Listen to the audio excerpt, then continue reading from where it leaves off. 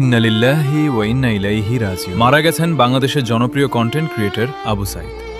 TikTok সহ social মিডিয়ার এই বিশাল দুনিয়ায় ভয়েস অব সাইদ নামে পরিচিত এই প্রতিভাবান মানুষটি আজ সন্ধ্যায় হাসপাতালে চিকিৎসাধীন অবস্থায় শেষ নিঃশ্বাস ত্যাগ করেন।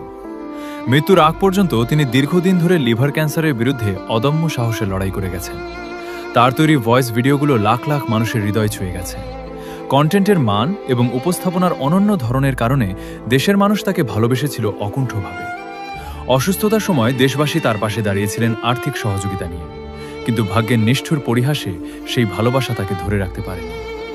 আজ তিনি চলে গেলেন, পেছনে রেখে গেলেন অগণিত ভক্ত, অসংখ্য স্মৃতি আর এক অপূরণীয় শূন্যতা। আল্লাহ তাআলা তাকে জান্নাতুল ফেরদৌস দান করুন এবং তার পরিবারকে এই শোক সহ্য করার শক্তি দিন, আমিন। তার মৃত্যু পরবর্তী সকল আপডেট এই চ্যানেলে প্রকাশিত হবে। চ্যানেলটি সাবস্ক্রাইব করে আমাদের সঙ্গে থাকুন। আমি বাঁচতে চাই।